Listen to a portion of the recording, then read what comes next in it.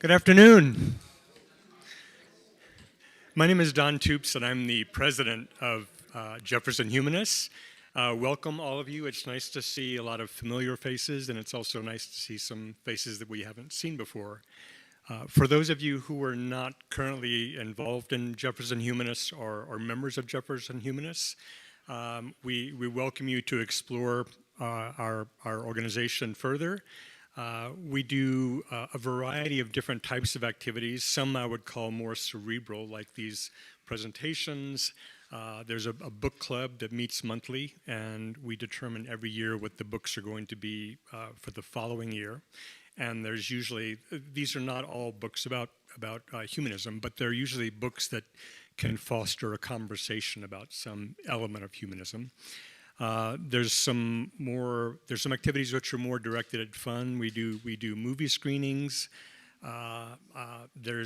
We also do some special activities, like this coming Saturday. We're going to go together to the No Kings March in Golden. I think it begins about 4 o'clock, and we're meeting at the corner of, I think, Washington and 10th Avenue. And those of us who are Jefferson Humanist members and who have the blue T-shirts are going to try to wear our T-shirts just so we can be recognized as a group at the march. But if you'd like to know more about these activities, the best thing to do is to go to the website and to look at the calendar. And the calendar includes the upcoming activities that you can explore for yourself and learn more about the organization. We are doing something a bit different today, which is that we've been exploring possibilities for our streaming events, and today we're doing a streaming test. And to facilitate that test, I want to extend our appreciation to, in the back of the room, Steve and Greg and Tom and Jim Bowl. So thank you. Thank you for your support, and also for those of you who are at home as part of our test streaming audience. We look forward to getting your feedback and suggestions you have about ways that we can improve this experience. And what we're going to do is, on the basis of today's test and feedback from the test audience, we're going to make some decisions about whether and how we proceed with streaming in the future. One thing we're conscious of is that it's a high priority for a lot of our Jefferson Humanist members, if not most, to have in-person contact. And so our vision is not for the audience for presentations like this to suddenly decrease by 50% because they can sit at home and watch it from their sofa. But that said, there are people who have special circumstances, or in some cases there's a weather factor that makes it difficult for people to get to the physical site. So anyway, it's in a testing phase right now, but we're hoping to roll that out following today's test. Let's see. The other thing I wanted to mention was that the way my brain works, I'm always looking to connect dots, and so in a presentation like today's presentation about bats at a humanist club or organization, one could logically say, what's the connection there? And my fellow board member, Nancy, who's going to introduce our speaker, will talk a little bit more about that. But when I was sort of contemplating what is that connection for us, I mean, I know anecdotally that a lot of us are interested in environmental issues, and we also understand, or to some degree, the various services that bats provide us as human beings in our human civilization. But something else occurred to me, which is that when I think of a mental image of a bat, the first thing that comes to my mind has to do with Halloween. Trick-or-treat bags, outfits, and so I think that the fact that bats are nocturnal probably makes them an easy pick to to be a scary feature on a trick-or-treat bag or a Halloween decoration. Also, the fact that and it's actually a very, what I've read, and maybe Rick will talk about this, but is that a very small percentage of bats carry rabies. But what I think happens sometimes, and the connection I see to humanism is that I believe that sometimes we do something similar with people, meaning that if there's some negative attribute of a person, I think there's a tendency for us to sort of reduce them from being a complex, nuanced person down to a caricature of something that's scary or unpleasant. And I just think it's interesting because from the little that I know about bats, I've always understood that we misunderstand them, and there's so much that we believe we understand about them that's just wrong. And so I think it's just interesting that sometimes we do with people what we do to bats, which is reduce them to one or two characteristics when actually they're much more complex than that. And so that's just a quick thing to share with you. Anyway, I don't want to take up too much time. I welcome our speaker today, and Nancy is going to introduce him. But I welcome all of you, and feel free, those of you who are not members and want to know more, to visit our website, but also to just pick our brains after the presentation if you'd like to know more. So welcome, and I hope you all enjoy the presentation. So.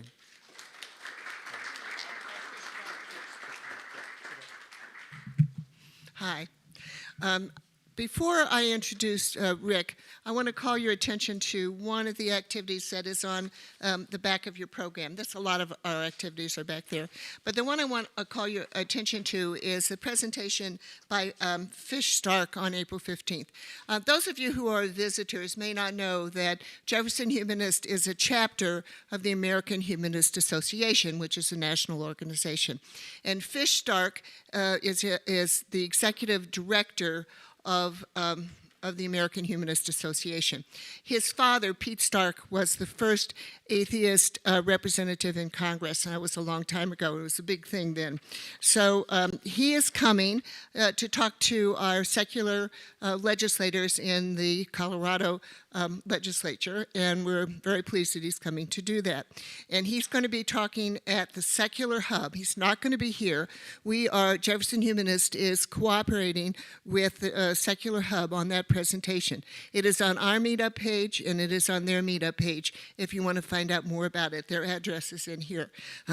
He is an absolutely fantastic speaker. He is energetic, and he is funny, and just a joy to be with. And I'm going to give you just a little hint of the way he speaks, of his rhetoric. This is from one of his recent newsletters. The title of his presentation is How the AHA is Responding to Authoritarianism. And in discussing that, he says, this is our fight, not against anything so much as for each other, for the fact that in our brief, wonderful moment on this earth, in this one life, we have the obligation and the opportunity to take care of ourselves, each other, and our planet.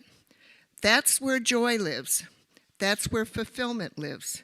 That's where morality lives. That's humanism.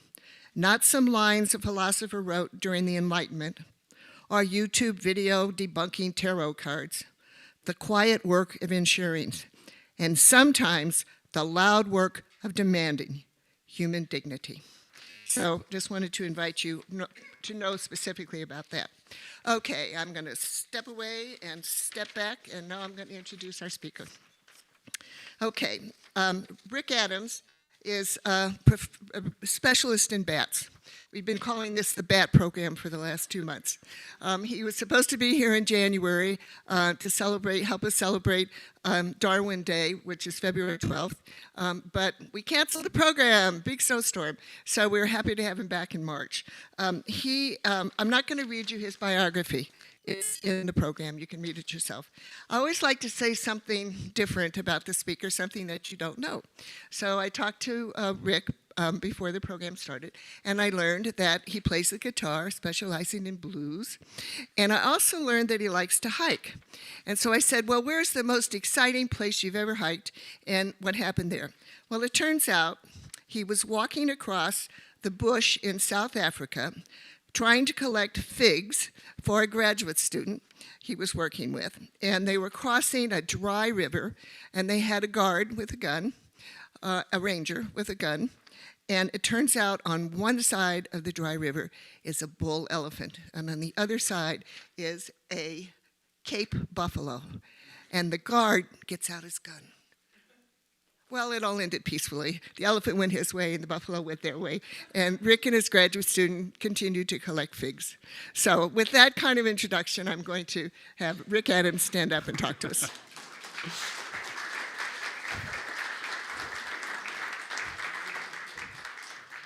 There was a pretty serious age effect, though. Like 2 or 3 years, I think, went out of all of our lives as we walked in between these two massive animals.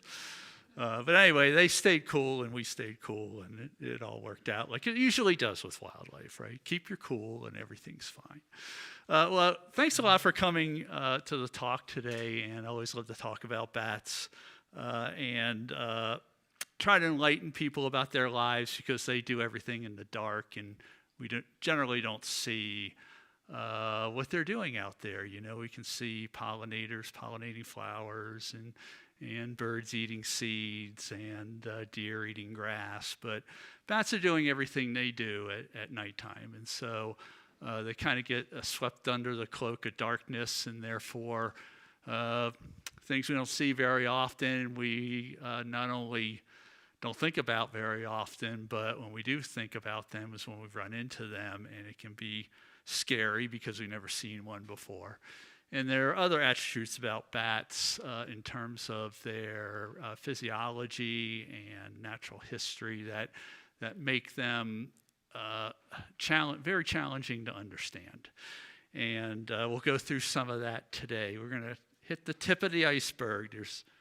If you want to learn more, you're going to have to get out to the library, I guess. But Carpe Noctem, seize the night, the wonderful world of bats. And it truly is wonderful, and it's not like most people think it is. Well, what is a bat? Here's a few quick facts that are pretty good to espouse at parties and to your friends. And so there's about 1,500 species of bats in the world. That's, how does that register with other mammals? Or it's about getting close, I think, to 6,000 recognized mammals in the world. And so bats make up about 24% of all living mammals today. So they're a large portion. Does anybody know what the largest group of mammals is? Rodents. Very good. Rodents rule the world. Rodents are 45 to 50% of all living mammals. So I like to tell people, if you're a mammal on Earth today, there's about a 70% chance you're either a bat or a rat. So 25% of all living mammals, they have extremely high heart rates. And there's some argument in the bat community about this. My personal view is that I think we have shown through some of the experience we've been able to do over the years that bats probably inherited this, because bats, at least insectivorous species, come from shrews, and shrews have a very similar metabolic rate. So this may be more inherited than adapted into the bat ecoplex. But if you think about that, that's 20 beats a second. It's almost impossible to imagine. This, of course, has to be fueled. And to fuel that, a bat has to eat its entire body mass of food a night. Okay, so if I was to sit down for dinner, I don't think I could consume 165 pounds, but Might be willing to try on some nights. But imagine that, eating that much food. But the important part of that ecologically is bats are turning over resources at a pace that most other organisms are not. And biogeochemical cycling in ecosystems is what drives everything, and bats are a major part of that. They use sonar. We'll talk about this in more detail. Donald Griffin called this echolocation when he discovered it back in the 1950s. But essentially, they're pulsing through their mouths and listening to the echoes come back from everything in the environment and interpreting that. It's not different than what we do with sound or sight ourselves. We see different colored things and all of that, and your brain sifts out everything except what's really important. And they can do the same with sound. Doesn't mean they don't have good eyesight. You can see from this bat, it's got quite large eyes, and there are bats that see in color. And there are no bats, even though some do have pretty small eyes, there are no blind bats. All bats see well. They see better at night than during the day, just because of the amount of rods in their eyes. But they can see. In fact, they fly a lot by sight, because screaming at the top of your lungs requires a tremendous amount of energy. And if you topple that on flight, which also requires the most amount of energy for locomotion, they're expending a tremendous amount. And again, that's why they have to eat so much. Now, like most small mammals, or I should say unlike most small mammals, bats live a long time. I mean, mice live 2 or 3 years, rats maybe 5. There have been bats captured that are 45 years old. So they live a long time. They have very few young. They have 1 young a year. Most of those don't make it through the first year. And so they're much more kind of at the primate end of the scale in their natural history traits than anything like rodents.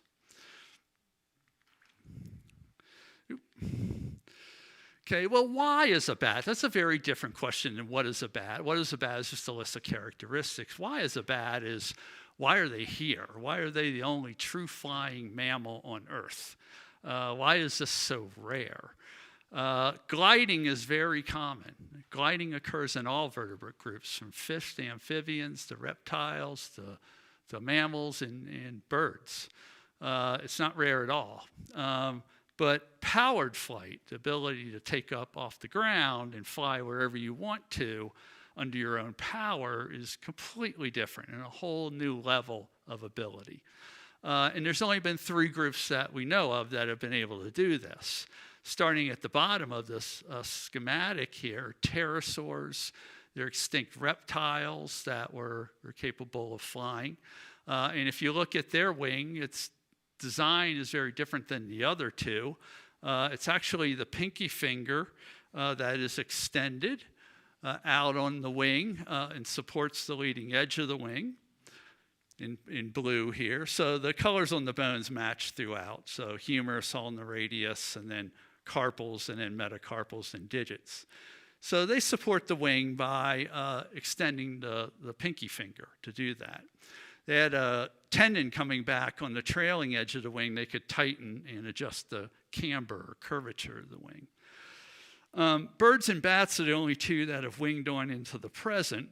Birds have been around for about 100 million years, maybe a little more. Bats have been around for about 56 million years. So birds came in first with flight, and birds have all the bones of the limb in the front edge of the wing, the leading edge. Everything else is just feathers and skin. Okay, bats have what we call a pentadactyl wing. It includes all 5 fingers.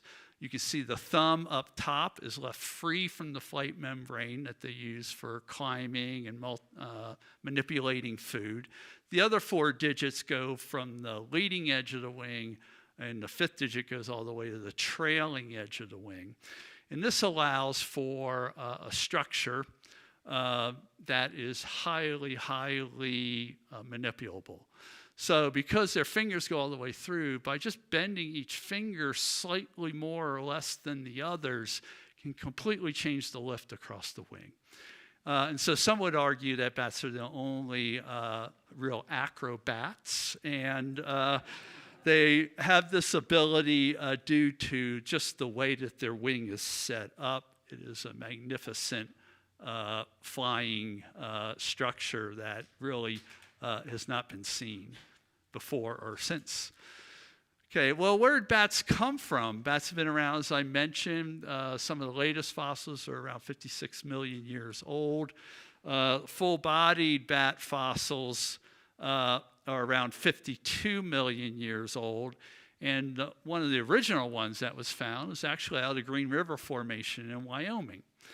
The Green River was a large, pooled up into a large lake.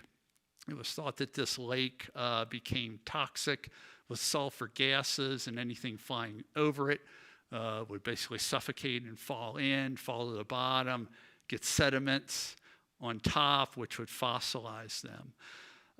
And so this particular specimen called Icaronicterus index, named after Icarus, that flew up to the sun with wax wings that melted and fell back to Earth.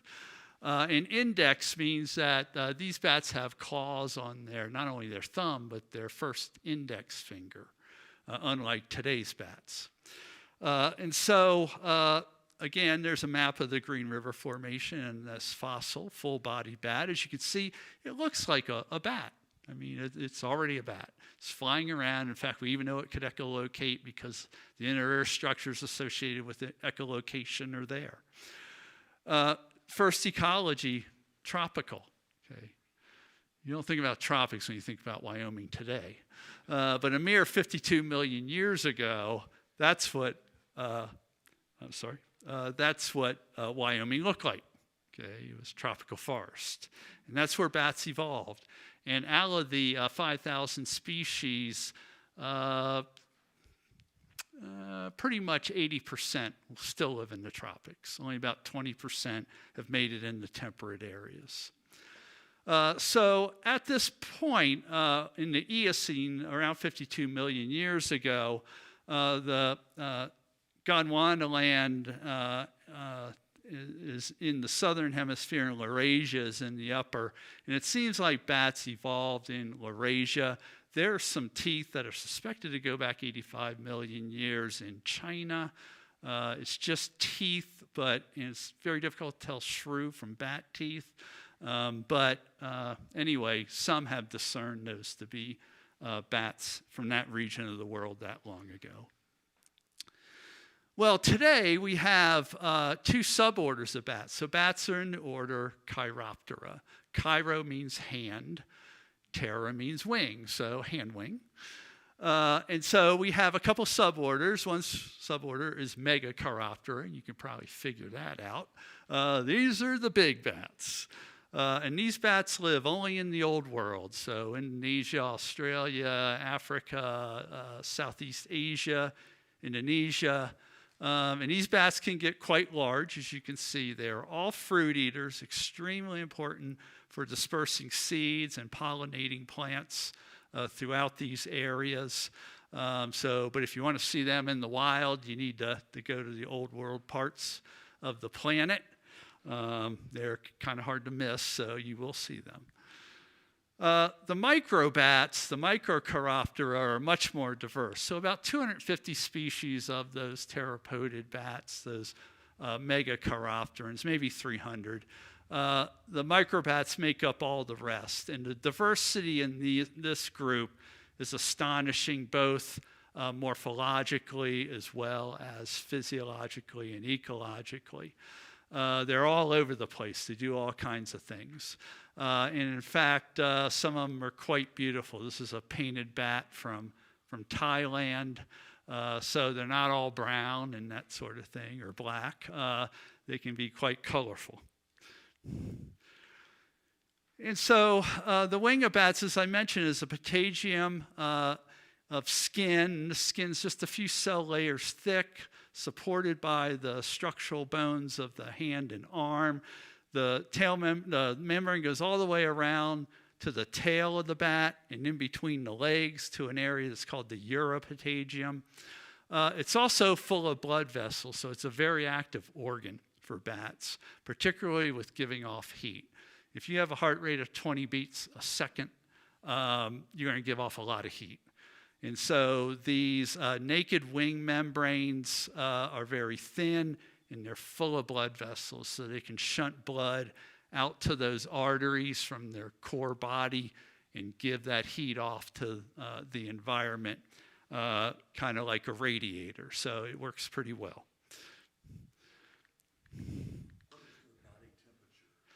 Body temperature is about 107 degrees Fahrenheit for bats. Yeah. I don't think anybody's ever gotten it when they're in flight. It could be higher, yeah, if that's resting. Okay, so wings, of course, have also aided in a global distribution of bats. Bats occur on all continents except Antarctica. So they are everywhere and highly important in complex food webs. Well, let's talk a little bit about flight and difference between birds and bats. Again, these two groups evolved flight independently. Birds about 100 million years ago, bats about 50. And of course, the ancestry is completely different. Birds came from archosaurs, dinosaurs, and bats came from, of course, early mammals. So if you watch this goose flying, you know, it's all very stable, and you might think, well, I'd go for a ride on that goose. It looks pretty cool, you know, looks pretty safe. And that is because with birds, they use one set of muscles really to do this, which is quite amazing. They have huge chest muscles, and those chest muscles are used to bring the power stroke down that keeps them up. And by turning the wing as they're doing that, they're also creating a backwards force to drive them forward. When they bring their wings up in the upstroke, the feathers on the wing turn on turnstiles and allow air to pass through those feathers so they're not creating a downward force. And so everything's done through the chest muscles on this group. Okay, well, this is kind of how a bat flies. This is how mammals decided to do it. And, you know, maybe when I was a teenager, I might go for a ride on that, but not anymore. Because completely erratic. It looks completely erratic. And part of this has to do with the highly advanced physiology of bats with such high heart rates. Their movements are so quick you can't even see most of it. And so when we slow this down with high-speed video, it's completely smooth and organized. But to the naked eye, they're moving so fast, it looks erratic. But you can see how bats can just turn on a dime. A bat flying 40 miles an hour can make a right angle turn in a length less than that of its body. Seems impossible. So they're incredibly aerobatic, but bats do not, like birds, have feathers. And so the bird's wing has all the bones in the front. As they bring the wing back up, so when they flap down, all the feathers lock together to form a flat platform. When they flap back up, the turnstiles on the feathers rotate those feathers and allow wind to go through them. And then they lock again on the downstroke. Well, bats have a solid wing. Okay, so they're not able to do that. And so these groups fly quite differently. Birds pretty much fly like this. Okay. Bats fly like this. It's almost completely opposite. And the reason is because when they flap down, that's great. But in order to not create a downward force, since they don't have feathers, they have to turn their hands like this to bring the wings back up. So they have to turn perpendicular to the force of the ground. And so they fly counterclockwise like this. And we can see this in this next video. So here's our bird on the left. And here's a young bat learning to fly in the lab. It's done with high speed. Okay, but you can see how the wings are rotating sort of backwards from that of the bird. Okay, so the entire membrane has to be turned. When the wing gets to the top of the upstroke, okay, you can see the tip flap back quite violently, actually. And this is because when birds just use their chest muscles, bats use both their chest and back muscles. Chest muscles create the force down. The back muscles pull the wings back up, and when those wings get up, the tip flaps back and drives them forward. And so it's decoupled from one another. What keeps them up is not what's driving them forward. This also allows bats to move their wings independently of one another. So they can actually flap each wing at a different rate when they're flying. And so, again, creates for a very dynamic flight platform. A few years ago, we started filming bats off the tailgate of my truck with a high-speed camera. And it was very clear almost immediately that bats will also use their tail membrane to help them flap off the ground. And so the tail membrane, if you look closely, it's actually flapping out of sync with the wings. So when the wings get to the top of the upstroke and they're driving the bat forward, the tail is coming down and still helping them keep going forward. And their legs, we can't see it from this angle, but their legs are going like this, upstroke, downstroke. So they fold up the membrane going up against the tail and then split it open and flap down with it. So it's pretty cool. We labeled this bats have a third wing that nobody knew about before. Okay, well, bats also use echolocation, and that kind of describes how it works. Bats put out sound, high-frequency sound, anywhere from 5 to 20 times above our hearing range in some cases. And, we know about other organisms that use echolocation. So cetaceans, the whales and dolphins do this. They do it by a series of clicks. Very sharp vocalizations that really amount to like a okay. Bats, however, echolocation is what we call tonal. They create a sound wave that is going out, of course, in 3 dimensions.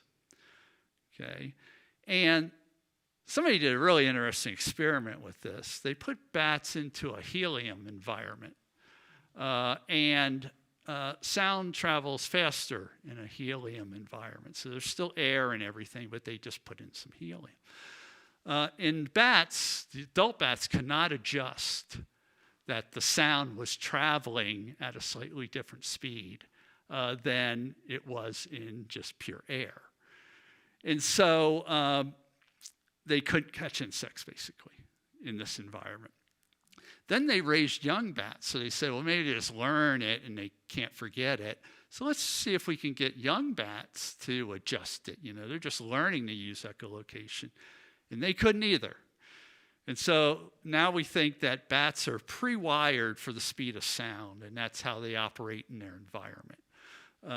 So if the sound is off, then they're not going to catch any insects or avoid obstacles. So these are calls of bats, and what you're looking at on the lower axis, the x-axis, is time in milliseconds, and on the vertical axis are kilohertz. So humans hear down to about, well, if you have really good hearing, about 20 kilohertz. As you age, that gets worse. And bats sweep. This is a big brown bat, so it's sweeping from about 100 kilohertz down to just under 20. So if you have really good hearing, you hear the last part of the call of a big brown bat, particularly if it's flying at you. And so this is not, this sounds more like ee-oo, wee-oo, wee-oo, but done extremely fast. This call here is in less than 3 milliseconds of time. And so tremendous amount of energy. The color coding where it shows you where most of the energy in the call is near the end, where they're really, putting a lot of force into it to get information back from the environment. Okay, now this is very expensive energetically, as I talked about before. So bats split this up in different phases, which makes sense, right? So a search phase, bats are flying and they're searching for food. And so they're just kind of using their echolocation calls out in the environment. And they're pulsing them about 25 times a second, which seems pretty fast to me, but If they see something that looks good and they go into an approach phase, so they see a beetle or something that looks about the right size, and so they increase the approach phase to about 50 times a second. And then when they get about a meter away from the insect and they're pretty sure this is going to be good, they'll go into their terminal, or what we call feeding buzz phase of echolocation, where they pulse their voice 250 times in 1 second. So I think we'll be able to listen to this. It'll get louder.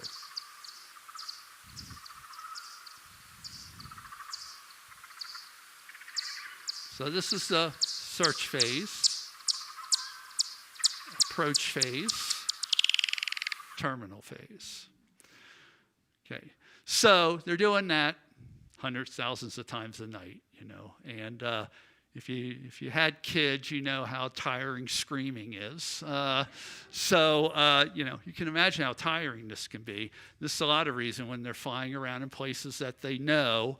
It's kind of like walking around your living room with the lights off. You kind of know where everything is. They don't use sonar to do that. Okay, bats capture insects not in their mouth, but using their membranes. It's a lot safer because they can be flying anywhere from 12 to 30, 40 miles an hour. And I wouldn't want to catch a beetle in my mouth going that fast. So they commonly use the tail membrane, the uropatagium, to scoop them up. And this usually ends up being some sort of backward somersault through the air. It's quite elegant and beautiful. It's very quick. You cannot see them doing this, even if you're watching bats foraging right in front of your eyes, because this whole sequence takes less than 0.2 of a second on average. So you'll see just kind of this bit of erraticism out there, but you can't really actually see what they're doing. But this is obviously slowed down like 600 times, so we can actually watch them do it. Other bats, and these bats usually have really large ears, don't chase insects, but instead fly around and listen for the insects moving around on the vegetation. And then they basically jump on them and grab them and then fly off. And this is referred to as gleaning. Well, you might think bats have all the advantage here. Incredible wings, incredible physiology, incredible sonar system. How are these insects getting away? Well, most of them don't get away from them, but bats have been doing this to insects for 50 million years. So obviously, there's been a lot of coevolution between these groups. And so there's a whole series of moths that have evolved tympanic organs on the side of their body, essentially ears that are sensitive to precisely the sonar calls of bats. And so when these moths are flying around, they can hear the bat's echolocation. And when they see the bat coming in, they can tell the different phases.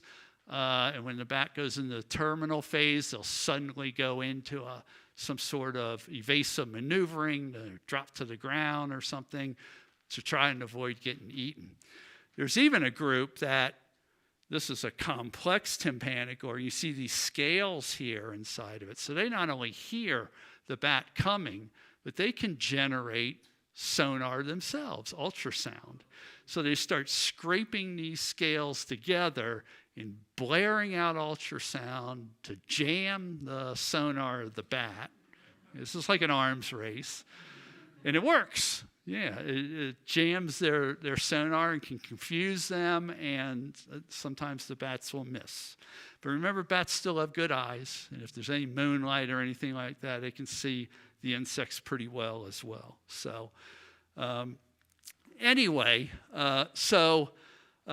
in terms of the noise that the insects make, it's actually been shown to have two different effects. One is to say, I don't taste good, don't eat me. And the other is to jam the bat sonar. So it can work in a couple different ways. So if you're a beautiful moth flying around on a summer night, enjoying the evening, and you have an ear, so you feel pretty safe about the bats that are flying around. You'll be able to hear them. There's probably still a 99% chance that'll be your fate.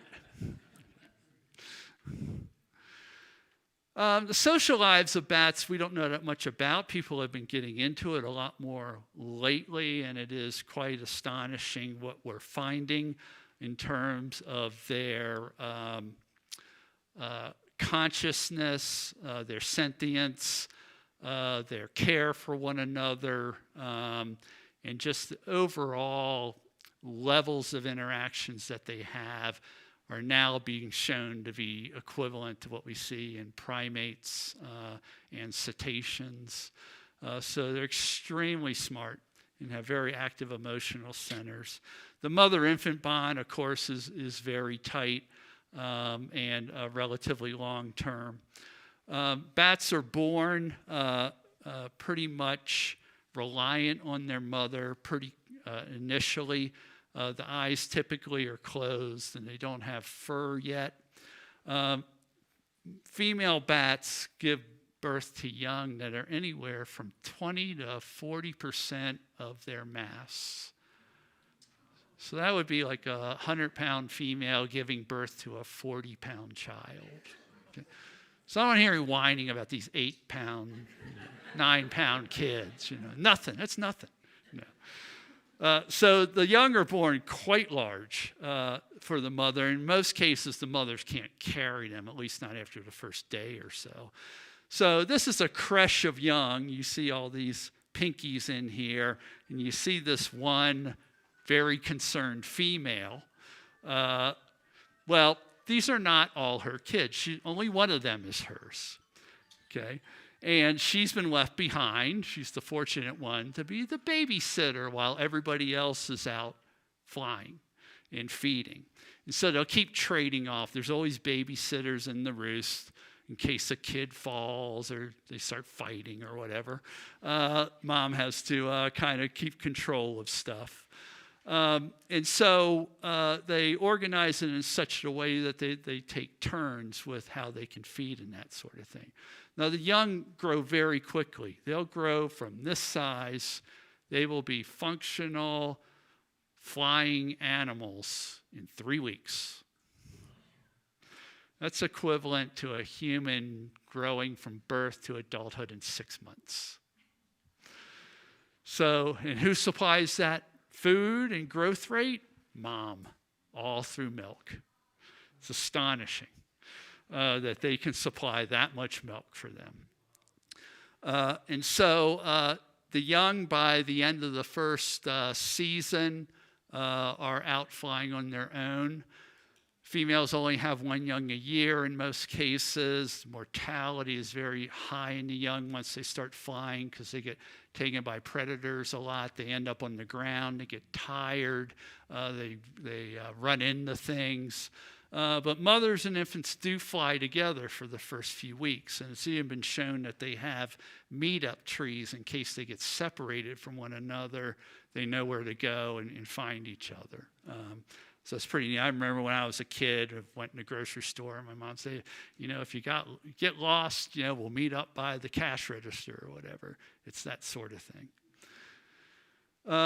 More studies have been done to look at how bats maintain these enduring friendships. So what they have shown, just to state it quickly, is that they have different levels of friends. So just like us, we have acquaintances, we have sort of distant friends, medium friends, and then we have really close friends. Well, bats have the same hierarchy of relationships with not only individuals in their roost, but other colonies of the same species. So males commonly disperse to other colonies. Females, young, tend to stay in the same colony. But males, even if they disperse out miles away to another colony, they will still visit each other. They will go and visit their buddy for a few nights and then come home. And then a few weeks later, their buddy will come and have a sleepover and visit with them. I was working up on a site on Shanahan Ridge called Harmon Cave, and there was one long-eared bat that was roosting there. It was a male, and roosting by himself. And there was a hole in the rock where he could fly in and out. But every night, this other long-eared bat would come from who knows where. Would come flying in, go into the hole. Then you hear this, and then they both fly out together every night. So this guy would come get his friend, and they'd go out foraging down on Pearl Street Mall or something. So the observed multi-level societies resemble that of elephants and primates and cetaceans, so very high order stuff. Okay, well, ecological services is defined by what nature does for us humans. I don't pay too much attention to them. I'm more interested in food webs and natural services. But nonetheless, if you want people to care about bats, you have to show what they do for us, right? Well, here's one example. Here's a big brown bat, a colony of 150 bats. It's a mediocre-sized colony, kind of on the small end. But just that many bats, 150 big browns that go out and foraging every night. And just looking at what they're eating in human agricultural pests, okay, in a summer, we'll eat 600,000 cucumber beetles, 194,000 June beetles, 158,000 leafhoppers, 335,000 stink bugs in an agricultural field. It's not only that, because a lot of the insects they're eating are full of eggs.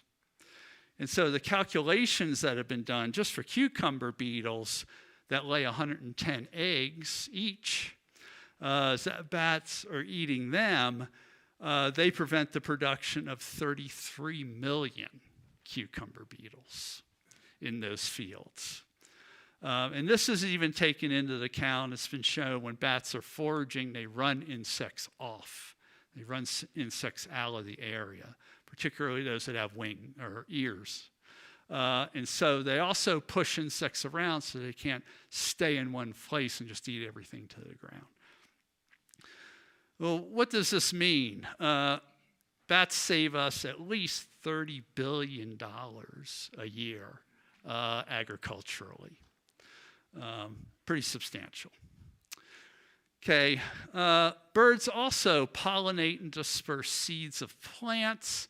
A total of at least 550 species and 191 genera and 62 families are dispersed by bats in the neotropics. Two families of plants that we're probably interested in mostly here are Avagaceae and Actaceae, so the cacti, and agave. Okay, so if you like tequila, think of bat, because bats are the primary pollinators of agave plants. Human economic value to governments in both of these, and then if you go into the fig industry and all of that, it's billions and billions of dollars globally. They also can be entertaining. So I don't know if anybody here has been to the Congress Avenue Bridge in Austin. It's really a big bat house that seconds as a bridge across the Little Colorado River. You can see them flying out here. There's 4 million Mexican free-tailed bats under this bridge. Merlin Tuttle, who started Bat Conservation International, talked the city they were going to exterminate them. Merlin talked them into making it instead a tourist attraction. And of course, they were afraid that all these people are going to be bitten by rabid bats and everybody's going to die. It's going to be horrible. And okay, it's been 25 years. Nobody's ever been bitten by a bat. There's thousands of people. This isn't a very good picture because usually this bridge is packed. And there's people in boats underneath the bridge, and there's people all along the shoreline with all of these 4 million bats flying over them. Even if rabies is only 1% to 2%, do that calculation for 120,000 rabid bats flying out every night. But anyway, bats don't attack humans unless they're put in certain situations. So it's been very safe, and it brings millions and millions of dollars into the economy of Austin. It's globally known. So, okay, guano mining is big in many countries, including Mexico. It's a huge part of their economy. But if you've never used bat guano in your garden or plants, you can buy it at McGuckin's in Boulder, and your garden will explode. It's the best fertilizer I've ever seen in my garden anyway. So anyway, but that's a huge part of the economy, particularly in third world countries, mining and selling guano as fertilizer. We're going to have questions later with the microphone. If you can wait just a minute. Okay. Okay, so, well, bats also do a lot of other things. So this is a pallid bat, and it's eating a scorpion. Pallid bats occur in Colorado on the western slope down into the southern sections on the border with New Mexico. They're completely immune to the toxins. They even eat centipedes. They're, of course, fruiting bats, as we mentioned. There are vampire bats in the world. There are 3 species of those.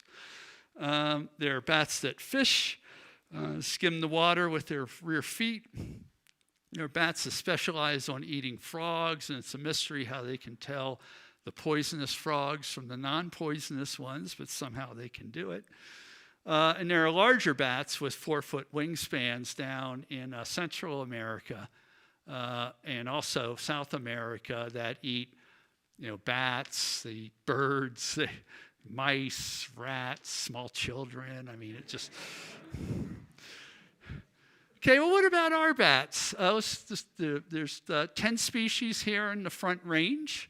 They're all quite beautiful, and they might look similar to you, but they are identifiable.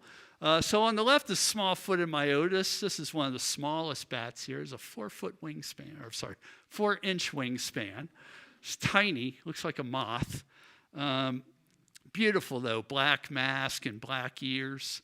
Then there's the long-eared myotis. This is a bat also of deep forest, and it doesn't glean, but I should say it does glean quite a bit, but also does some free flight through the forest, aerial pursuit. Little brown bats used to be most common until white nose syndrome has just about wiped them out. They should be listed as endangered, but it hasn't happened. Fringe myotis are bats that we're seeing pretty strong declines in due to climate change, most likely in our area.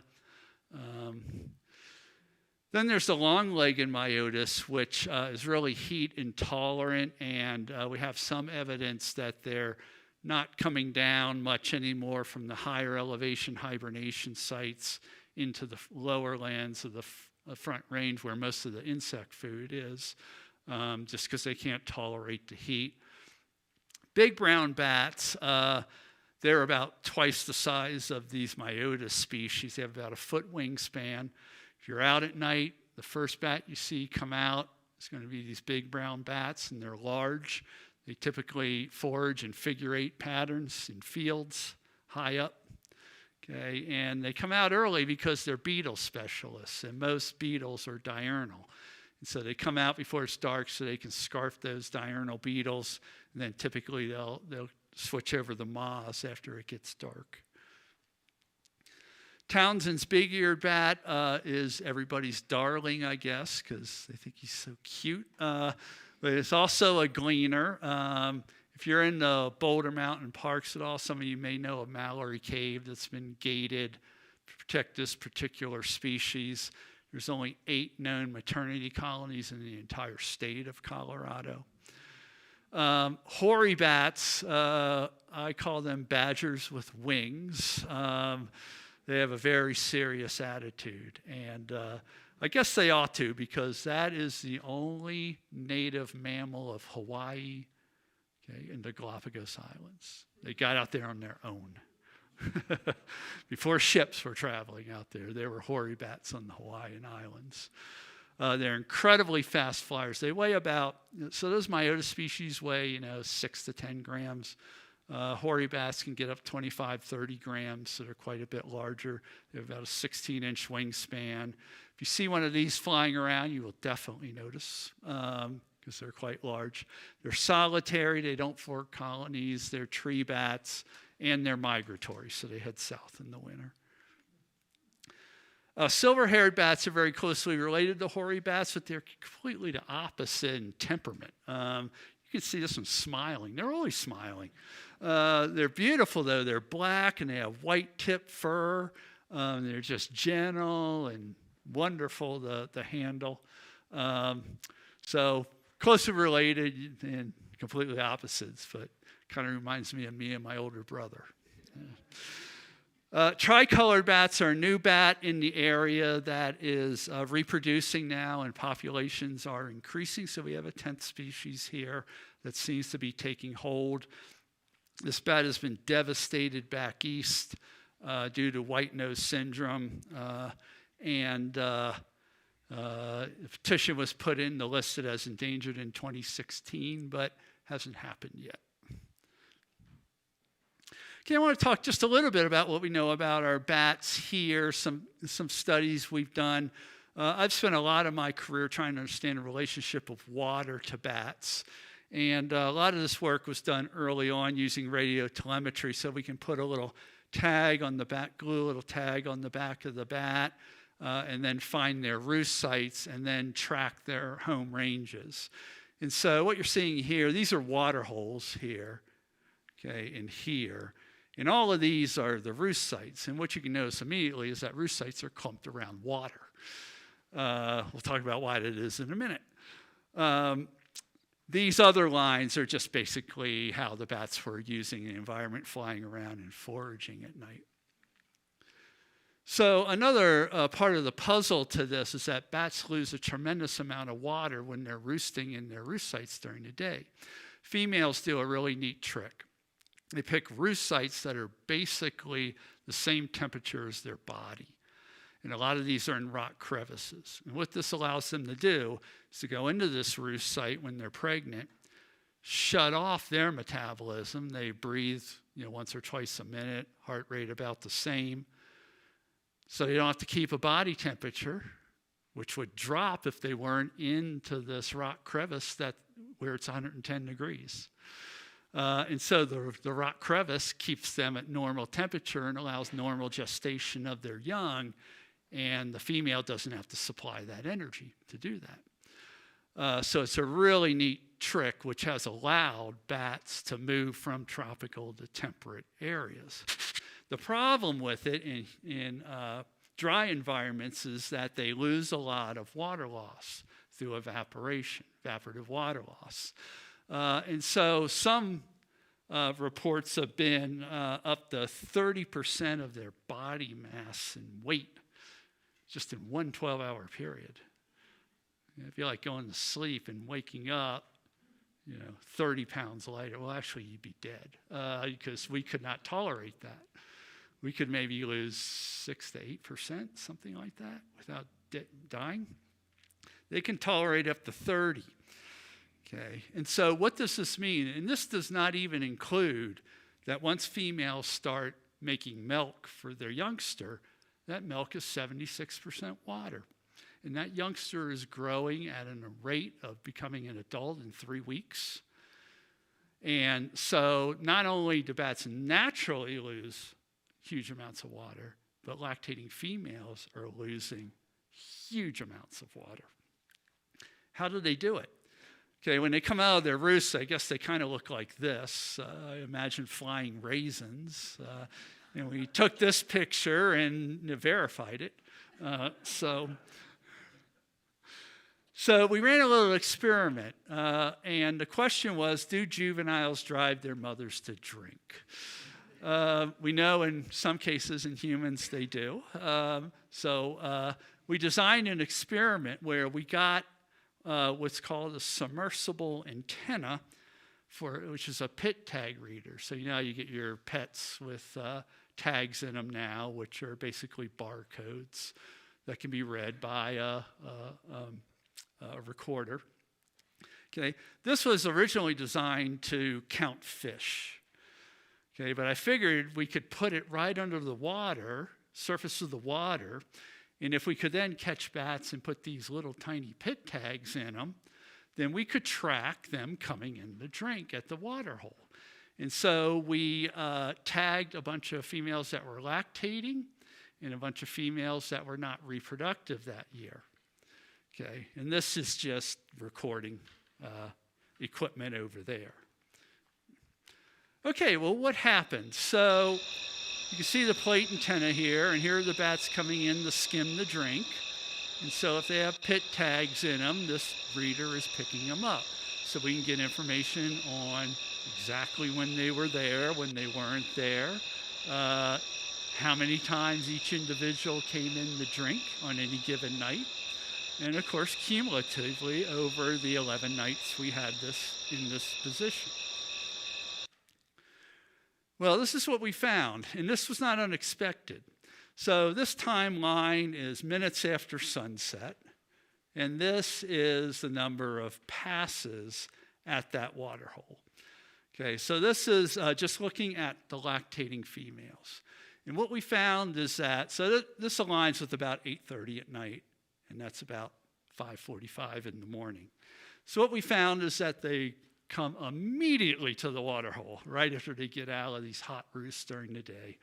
They drink like crazy. That's all they do for minutes, round and round and round. Okay, and that slowly drops off, and then throughout most of the night, get a few visitors, but they're out feeding for the most part. Okay, and then early in the morning, they come back and drink like crazy before going back into their day roost, where it's going to be 110 degrees in the afternoon. Okay, so that wasn't, but it was the first data ever of wild bats and how they use water sources. Okay, perhaps more interesting is we looked at the non-reproductive females over here versus the lactating females. You can see right off, you don't even need statistics for this, but of course we did it anyway, that the females are coming in to drink a lot more. So over the 11-day period, the lactating females visited 255 times and the non-reproductive females 22 times.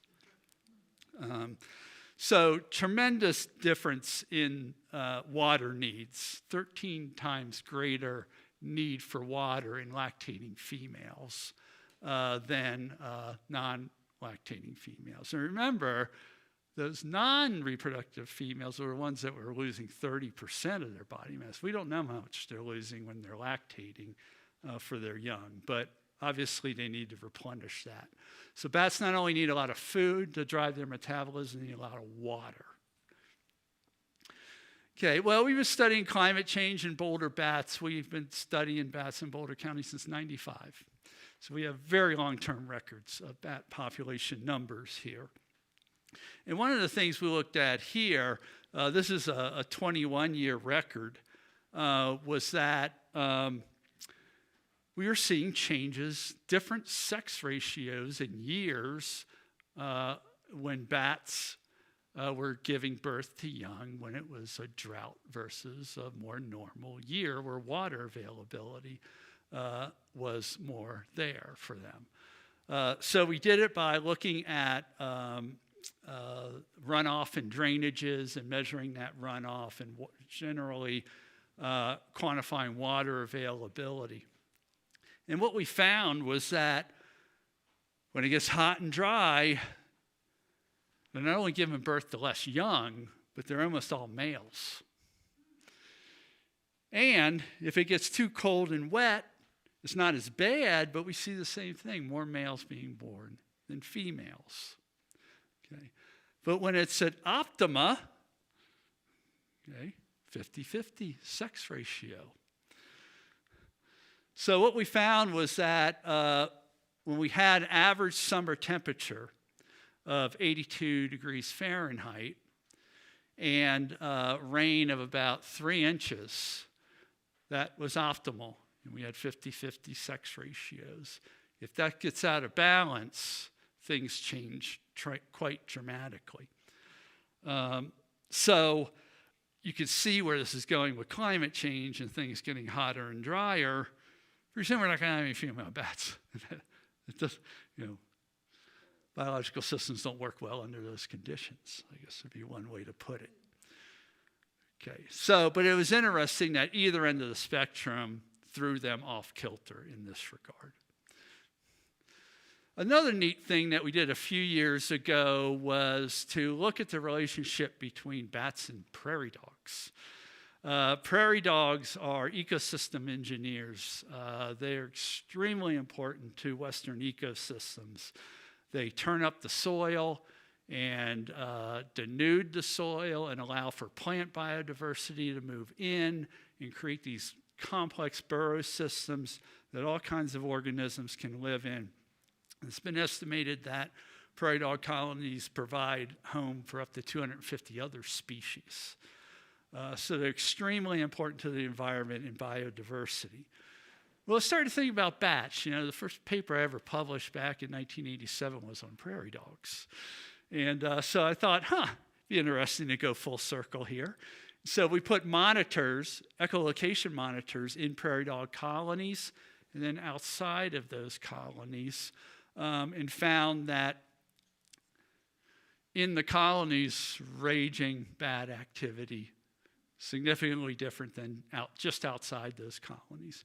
And these are species of bats that are typically, you had your open aerial foragers in there, which you would expect, but a bunch of forest bats that typically don't like to come out in the open because of predators, they were out there foraging. In fact, that little small-footed myotis, which is known as an edge species, out in the middle of a field foraging over and over all night.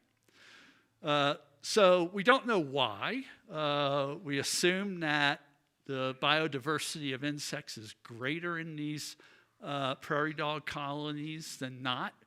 And so the prairie dogs might be having a positive effect on these foraging patterns of bats. All right, well, major threats to bats. The major thing is still kind of irrational fear. I saw a post that a bat was out flying around. Bats have been out all winter this year because we haven't had a winter. And a woman posted on, I think it was Friends of Rocky Mountain National Park Facebook page of a bat flying around during the day. And it actually ran into her and fell on the ground and took off, and it was just flying around. And we've been seeing a lot of that, bats flying during the day, because it's too cold at night for the insects to be very active. So they're much more active in the afternoon. And that's when the bats are coming out to capture some food. But anyway, reading down through the comments, over and over again was just, you better go to the doctor. That bat has rabies. It's out during the day. You better get shots. You're going to die, and on and on and on. So irrational fear of bats. The bat just ran into her coat and fell on the ground. It's not like he grabbed her by the throat and tried to fly off with her or something. It's just a little bit irrational here. But anyway, irrational fear. So education can help, hopefully. White nose syndrome. How many of you heard of this? Okay, so it's caused by an invasive fungus that was brought over from Europe into our cave system. It's killed millions of bats. There's been some recovery back east now, but basically the fungus you can see on its nose here, it's highly invasive and goes down into the tissue so far that when the bats go into hibernate, it literally keeps tickling them awake. Over and over and over. And so they burn out their stored fat for the winter in a few weeks. That should have lasted 3 or more months. And so they come flying out of the cave in February, in Wisconsin. And, they're all dead in minutes, from the elements.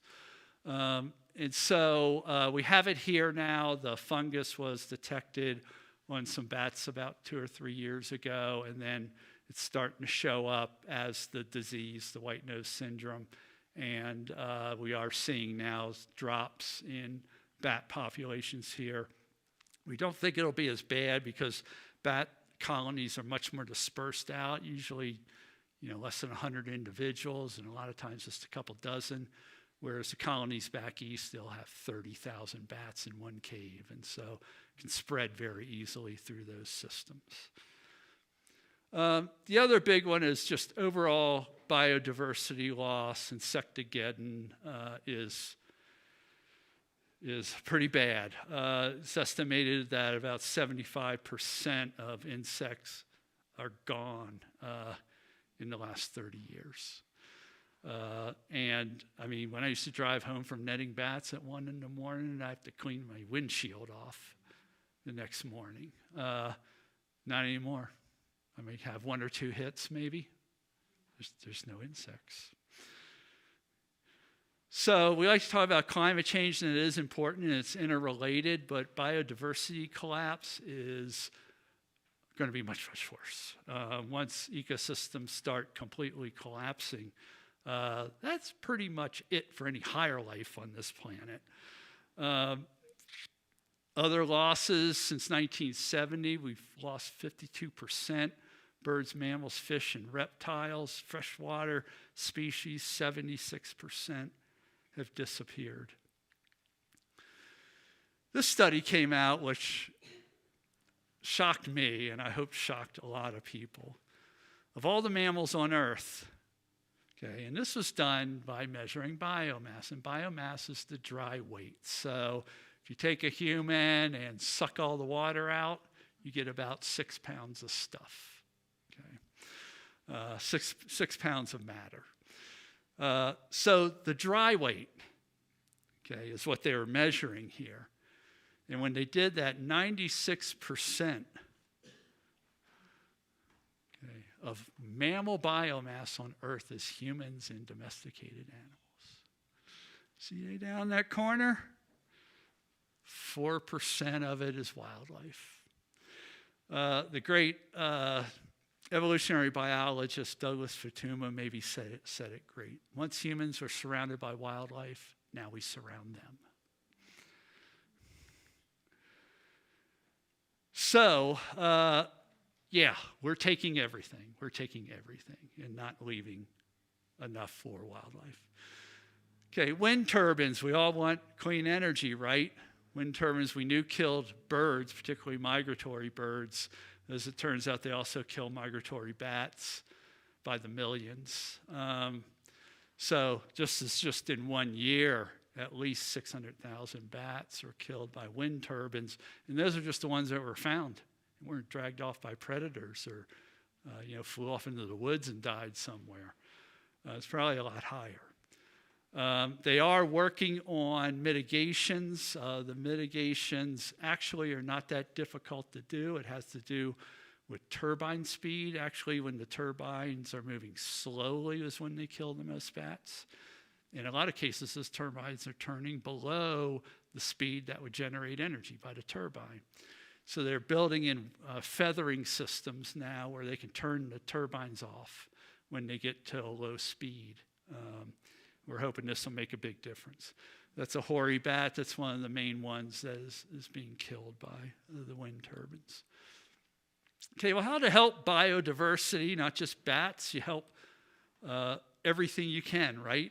There's certainly ways we can do this.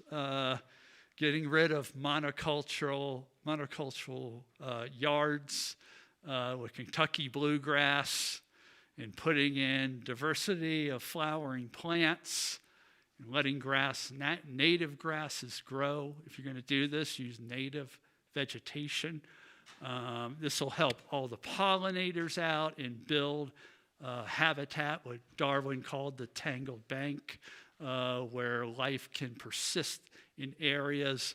This is a dead zone. Okay. Not only that, it's probably full of pesticides. We'll talk about that in a second. The other thing is, as more and more of us come along and we want affordable housing and all of this, rather than developing the last remnants of fields and open areas that we have, we really need to inbuild. This is known as adaptive reuse, that we take old warehouses and old abandoned buildings and refurbish them for people to live in instead of going over to the green field and plowing it up. There are hundreds of organisms that are living in that field, and you're killing all of them and then making it uninhabitable for wildlife. So these are a couple of things. I mean, they're pretty simple things to do. Don't spray pesticides or herbicides. They're super bad. These chemicals bioaccumulate in food webs, okay, which means that what might start out as you're putting down just a trace of something, by the time it goes 3 trophic levels to, say, a fox or eagle, it's multiplied millions of times and is lethal. So these things bioaccumulate very quickly. And so, yeah, when you poison a mouse or grass, it steadily moves up the food chain, or really a food web, and it poisons everything in the environment, including your own water sources underground. Just don't do it. It's one of the main reasons that we don't have insects anymore. And in fact, here's a study. So they looked at, as I mentioned, bats are voracious predators on our agricultural pests. In the East, where white-nose syndrome has knocked out almost all of the bats, for example, in Vermont and New York State, they had to start spraying a lot more pesticides, 30 to 40% more pesticides, because there were no more bats. Okay, and in the areas where they were doing this, the mortality of newborn babies skyrocketed in those counties. And so there's nothing good about pesticides. And they can cause a real effect. We typically don't measure it because we don't want to know, right? But for every 1% increased pesticide, 0.25% increase in infant mortality rate. Okay, well,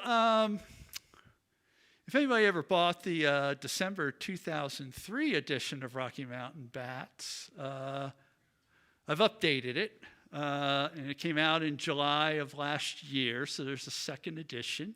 And we've learned a lot about bats in the last 20 years, so it's got quite a bit more information in it.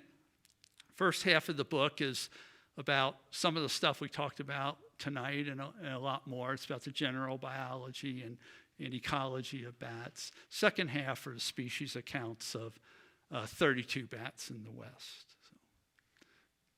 All right, well, I think we stop here, and I don't know how long I've been talking, but we can do some questions, right? We still have time. Yay, thank you.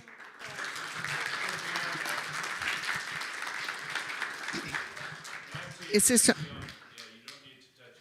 Oh, it's on already. Okay. We're going to give you the first question because you were very patient in waiting. Rick, going back to the slide that had the Austin Bridge and the mass of bats flying over, you said there's more people now than that showed and more bats. And then your next discussion was bat guano. What is the interaction between the bats going over and the people on the bridge? Or what are their sanitary habits? Yeah, exactly. It's a great question. Well, for people on the ground, they can go under the bridge to where the bridge is on solid ground. The bats typically are all in the middle, so they don't like to be disturbed, and so they're kind of going to stay away from humans if they can. So most of the bats are out over the river, and so yeah, they're pooping right in the river, which is great for the ecology of the river. It's a fertilizer. And then people on boats generally don't go under the bridge; they stay out further. But I've been under some of those swarms, and yeah, you're gonna, maybe get a little pee on your poop or something like that. Yeah, there's never been any problems around it anyway. Next question.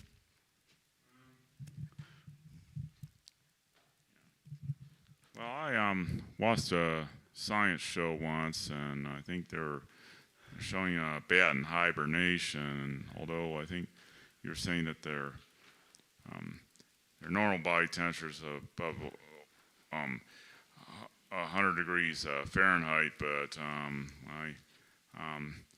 when I was looking at they're measuring the temperature of a hibernating bat, and it registered just barely above freezing. I wonder if that's true. It is. It is. Bats have amazing physiology. We didn't get into it much, but for example, when they're flying with a heart rate of 1,200 beats a minute, when they land, within a second, they can drop their heartbeat to 450 beats a minute. There's absolutely no recovery time. So they have that control over their heart rates. And so their body temperature is very much the same. When they go into hibernation, they become the temperature that they're hibernating in. Okay, and so when they're in their summer roost site, they go into torpor.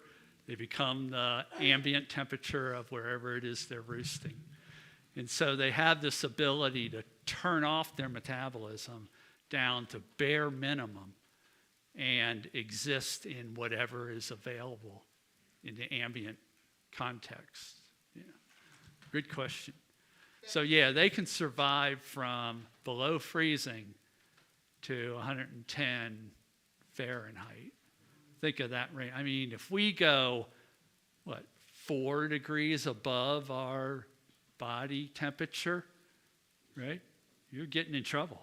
You get a temperature up around 104 degrees with a fever, you're going to hospital, you know. So, on the lower end, you lose about 10% core body mass. You're hypothermic. You're going to die. So they have a much more wide range of tolerance of, a lot of things, including the water loss, including just the range of body temperatures they can accommodate. This is a compound question. Okay. So I want to give all of the parts before you answer. First, are you familiar with the animal law programs throughout the United States? I think so. Are you talking about like the DU? Yeah, law specifically school? DU, because I've been going, I am vegan, and I'm vegan Me too. for animal support reasons, human and non-human alike. Their lectures are awesome. And their DU is among the top 10. It ties with Michigan, but among the top 10 animal law programs in the U.S. Yep. So since you're aware of it, my thought is maybe, I don't know as it stands, but this certainly is a qualifying topic for their lectures. Is that something you would consider? Sure. Yeah, I have given a talk once down at the Institute of Human-Animal Connection at one of their events where they had multiple speakers over several days. So I have given a talk down at the Institute once, but I don't know if anybody from the law school was there or anything like that. So I mean, I'm not influential. I'm not influential, but I do have communications with the people who run that program. Would you be interested in me helping you connect, or do you know how to do that, or are you interested? sure, I'll talk to anybody about bats. Absolutely. Okay, as long as I have communication information for you. Yeah, why don't you talk to him after the show, and after the program? But I needed to get all my information. Oh, okay, great. Okay. Hi. Okay, I've been worrying about this for 32 years, so maybe you can help me. My daughter and I were camping in Bandelier National Monument, and there's a bat cave there, you probably know. Mm-hmm. And so, first of all, double question. First of all, when do the bats usually have their babies? It's usually towards the middle of June. Okay. I'm not sure what will happen this year. All bets are off. But Yeah. Well, this was 32 years ago. Well, the thing about this, what's interesting about it also is that bats don't reproduce like most mammals. Males and females actually copulate in the fall. Okay, and the females store the male sperm in the uterine wall throughout the entirety of hibernation. Wow. And then when they come out of hibernation, they ovulate an egg in fertilization. So the separation between copulation and fertilization can be 4 or 5 months. Okay. So anyway, that's just a cool fact I wanted to throw in. This is probably a July of 32 years ago. June, they're lactating with young. Okay. July, the young generally start flying throughout that month. And then in August, everybody's pretty much trying to fly around. Okay. Maybe it was June. Anyway, so, and it was before Bandelier rerouted the trail so that people can no longer be close to the bat colony. Mm-hmm. But at any rate, so we're on the trail and bats are up there, but they're sleeping because it's daytime. Right. And we heard the screech, and there's about that size little baby bat on the trail. And I've been wondering, was there any way that little bat, somebody would have rescued that little bat? I don't mean human, happen. Maybe mama, maybe human, I don't know. Yeah, it does happen. You can't really know what the situation was. Maybe that baby's mom got eaten when she was out foraging and didn't come back, and so you just don't know what happened. But typically those babysitters I showed before, if a young loses a grip, falls down in the cave, they'll fly down and pick them up, bring them back up. Yeah. Okay, I saw 3 more hands. We're going to take 3 more questions, and then you have plenty of opportunity, I hope, to talk to Rick privately after after the program ends. Here you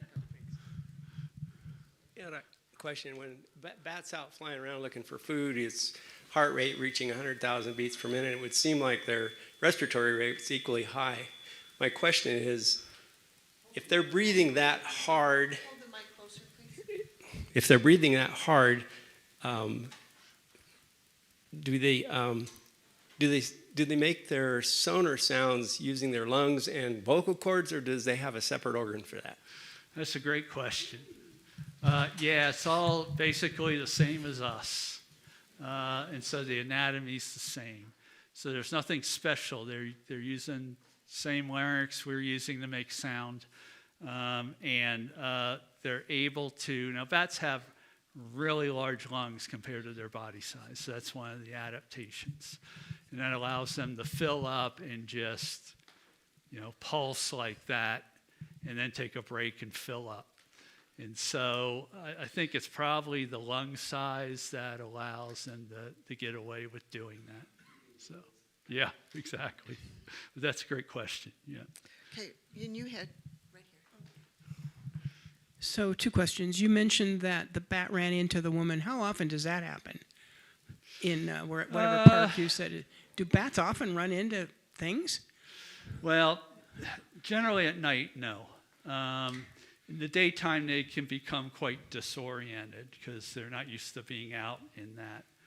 And their eyes are adjusted for night vision, and so their eyes get overwhelmed. So they probably can't see because there's so much light.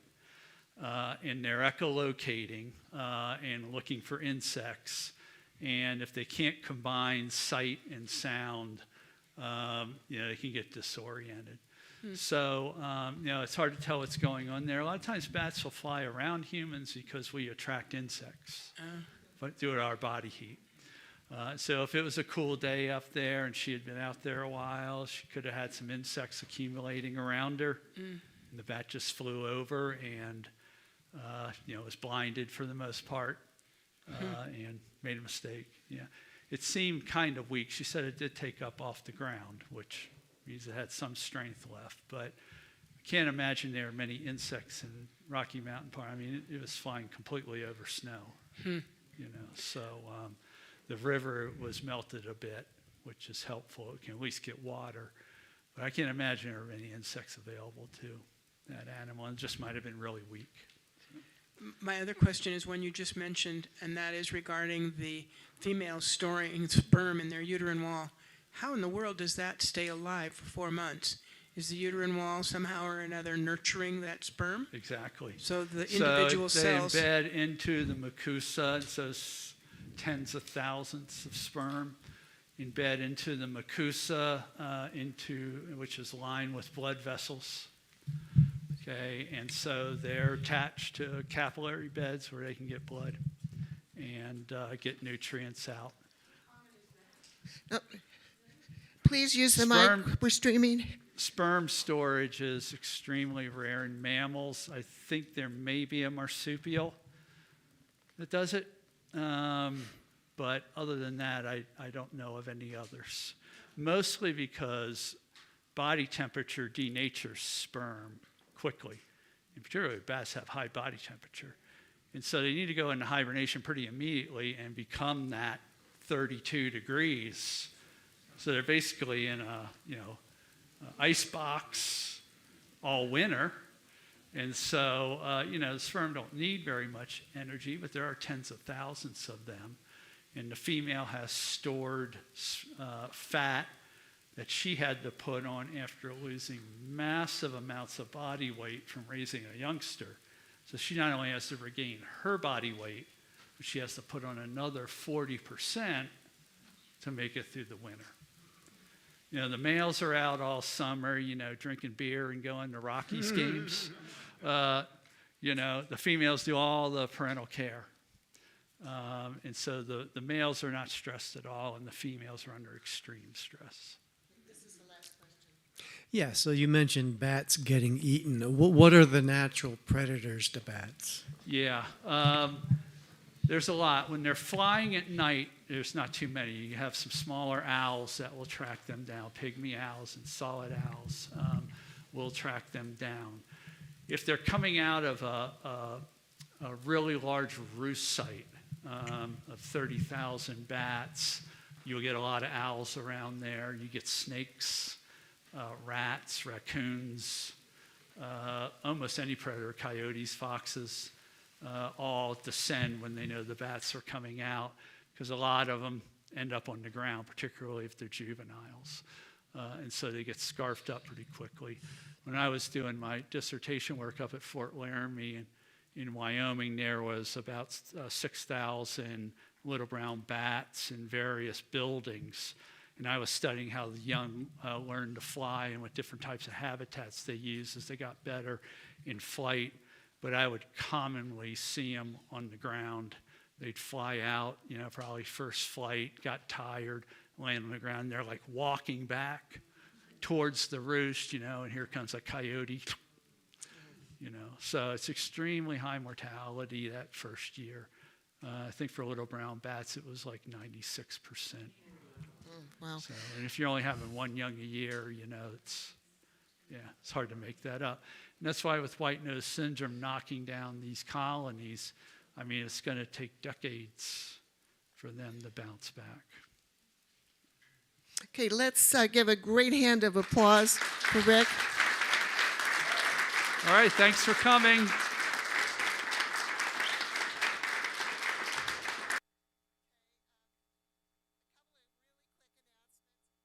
Is this still on? Great.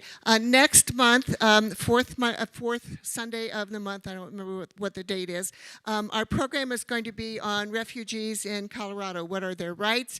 What is the activity of ICE in Colorado?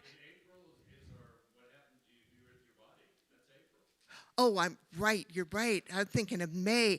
Oh, next month is really exciting. What happens to you? What you can do with your body when you die? There are a whole bunch of different things you can do with your body when you die, besides just have it cremated or planted in the ground. It's a bunch of things. So it is a death doula. Vanessa Johnston is going to do it. So I hope you can come the fourth Sunday of next month. Second thing, if you brought food, please take it home. Third thing, if you are able, we would appreciate